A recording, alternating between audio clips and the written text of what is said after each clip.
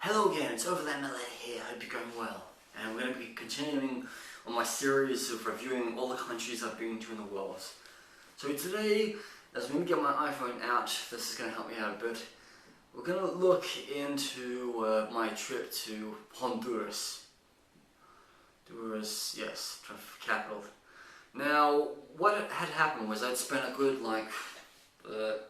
less than 48 hours in El Salvador, and then I realized, okay, it's time to move on to Honduras, because I really wanted to get to Honduras, Nicaragua, Costa Rica, and Panama. And I had to be back in Cancun by New Year's Eve to go on a flight back to Birmingham. So I got on a bus, took a bus at I think it was like the west end, the eastern part of El Salvador's capital, San Salvador.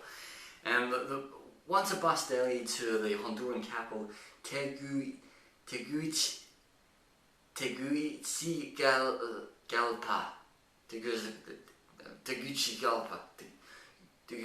yeah.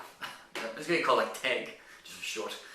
Yeah, so the bus was supposed to leave at lunchtime, but it did not leave another 2 hours. There was just a bus there not leaving. I don't know why.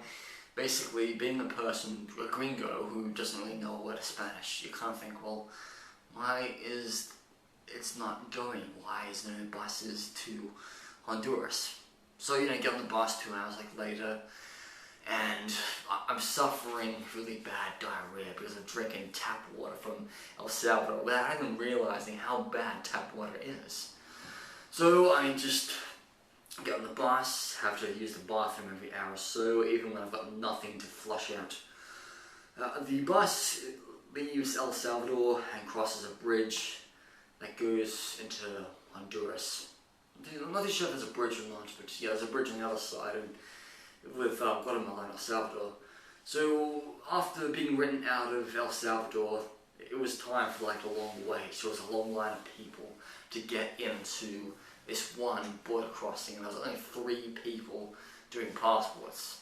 So it was just so long, but it was just really amazing that they had this, it was like a square house, had a Honduras coat of arms with the sign 1943 saying this border crossing was built in 1943.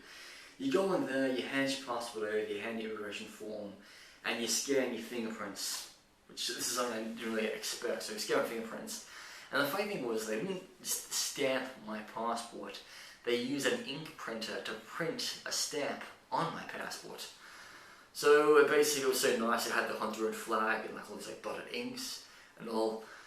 And then when I got to the Teg, the capital, I was really late. I forgot to tell this person I had no working phone, no working internet, and literally I was supposed to stay in the city centre.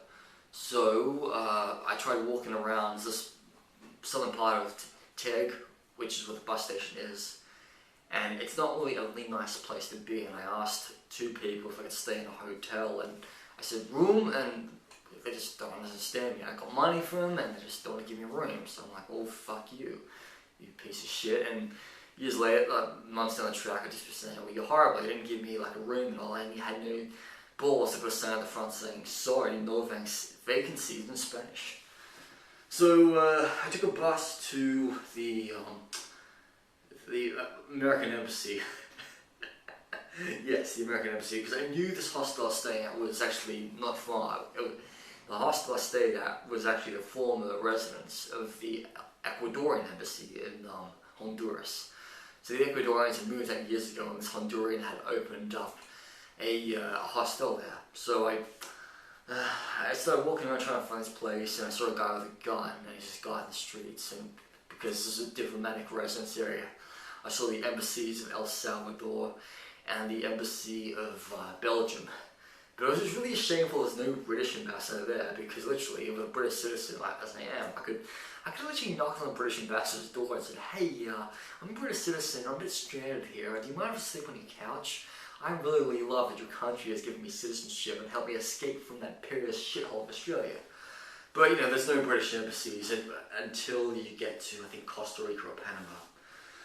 So as I'm walking around, I just see a taxi driver, and I basically say, I ask him to just take me to a motel. He's a total crackhead. He's on cocaine. He's asked me for my mobile number, but he speaks good English, and then he just dropped me off at a hotel, which I literally could call nothing more than Motel 6, and I literally think a lot of bad stuff really happens in these hotels, so I just went there and I paid for maybe a room for $10 a night, and it was like 2 a.m. in the morning. I just couldn't really care.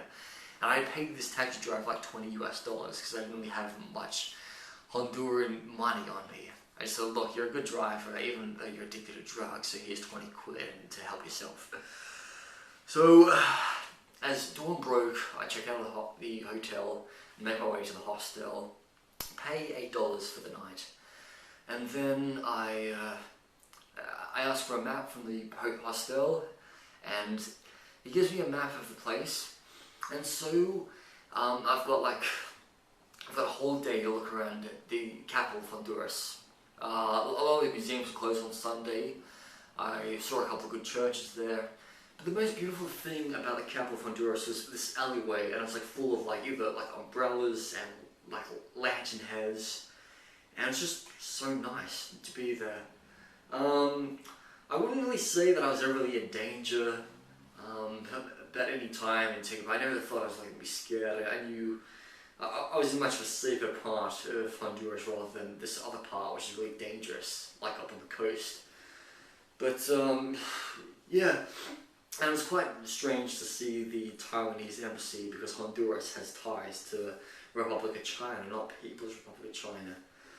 The next day, I asked my hotel owner to just call me a taxi to the bus station. So then I got on a bus to the Honduran-Nicaraguan border and left Honduras. My friend David in the band New Run Spoiler, he was so shocked that I'd been to his hometown.